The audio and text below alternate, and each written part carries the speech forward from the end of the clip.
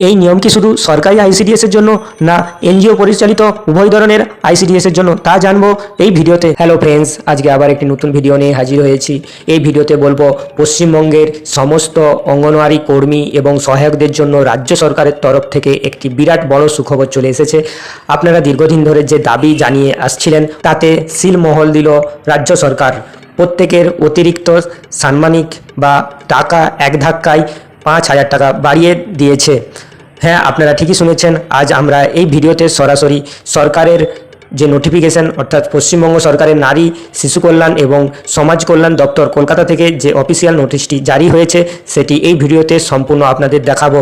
তাই সম্পূর্ণ তথ্য জানতে ভিডিওটি একদম শেষ পর্যন্ত দেখুন এবং তারই সাথে এই ভিডিওতে জানাবো আমাদের ছোটোবেলা থেকে দেখে আসা আইসিডিএসে যে সকল ম্যাডামরা কাজ করেছেন বা পড়াশোনা করিয়েছেন তাদের মধ্যে কারা AWW এবং কারা AWH।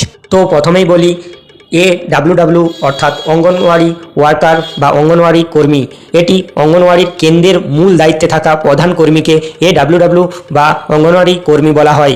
ওনার দায়িত্ব কি না শিশুদের প্রাথমিক শিক্ষা দেওয়া অর্থাৎ প্রি স্কুল এডুকেশন এবং গর্ভবতী ও প্রসূতি মা এবং শিশুদের পুষ্টি ট্রেনিং ও তারই সাথে ওজন মাপা, মায়েদের স্বাস্থ্য ও পুষ্টি সচেতন করা।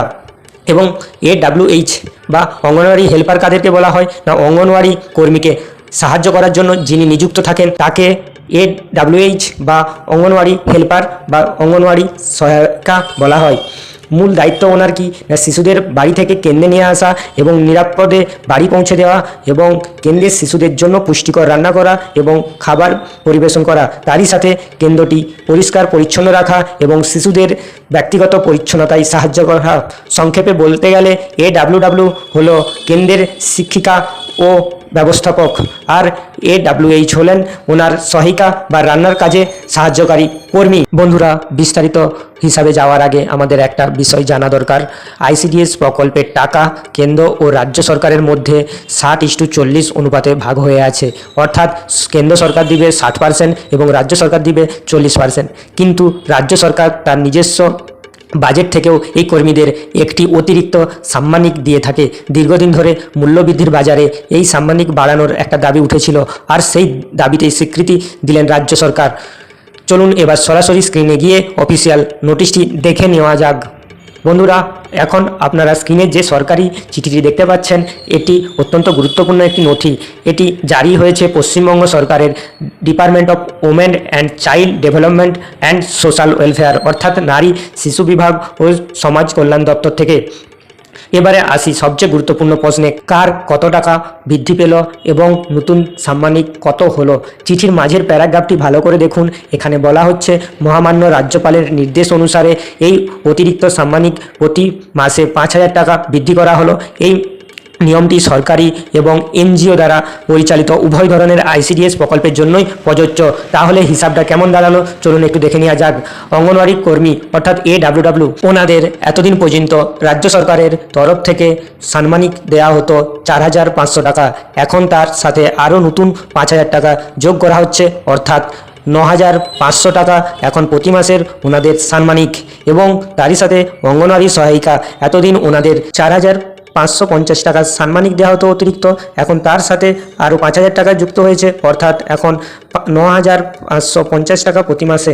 দিদিমণিরা, আপনারা বুঝতেই পাচ্ছেন শুধুমাত্র অতিরিক্ত সাম্মানিক অংশ এখন 9,500 টাকার উপরে। সব মিলিয়ে এখন অঙ্গনওয়াড়ির কর্মীর বেতন হয়ে দাঁড়াচ্ছে 14,000 টাকা এবং অঙ্গনওয়াড়ি সহায়িকার বেতন হয়ে দাঁড়াচ্ছে 11,800 টাকা। এবার আপনাদের মনে প্রশ্ন উঠেছে যে কবে থেকে এই টাকা আপনারা পাবেন। তো নোটিশে এই তারিখেও স্পষ্ট করে দেওয়া আছে। এই নিয়মটি কার্যকর হতে চলেছে 1/8/2024 অর্থাৎ 1 আগস্ট 2026 তারিখ থেকে। তার মানে আগামী আগস্ট মাস থেকেই আপনাদের এই বর্ধিত সাম্মানিক চালু হয়ে যাবে। চিঠির নিচের দিকে আপনারা একটি টেবিল দেখতে পাচ্ছেন যেখানে 5টি হেড অফ অ্যাকাউন্ট বা সরকারি অ্যাকাউন্ট কোড দেওয়া আছে।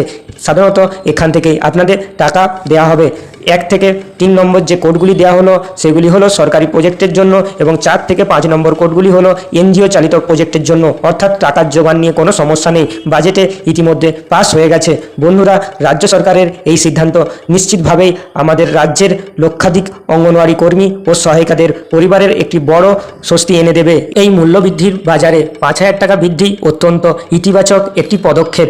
এবার বলি, আপনি যদি আইসিডিএস এর কর্মী হয়ে থাকেন তাহলে আপনাকে কি করতে হবে, অর্থাৎ কি পদক্ষেপ নিতে হবে। তো বলে রাখি যে আইসিডিএস এর আপনি যদি কর্মী হয়ে থাকেন তাহলে আপনার যে হেড রয়েছে একবার হলেও ওনার সাথে কথা বলে নিন এই বিষয় নিয়ে, যাতে আপনার নামও ওই টাকা বৃদ্ধির লিস্টের সাথে থাকে। তবে আপনাদের এই বৃদ্ধি কি মনে হয়? এই বৃদ্ধি কি বর্তমান বাজারের তুলনায় যথেষ্ট, নাকি সাম্মানিক আরও কিছুটা বাড়ানো উচিত ছিল? আপনাদের মূল্যবান মতামত নিচে কমেন্ট বক্সে অবশ্যই লিখে যাবেন। আমি আপনাদের প্রত্যেকের কমেন্ট পড়ব এবং উত্তর দেব।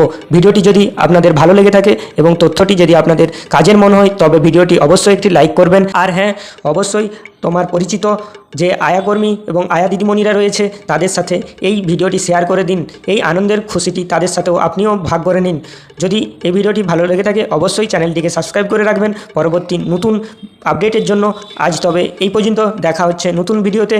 ততক্ষণ ভালো থাকবেন, সুস্থ থাকবেন। ধন্যবাদ।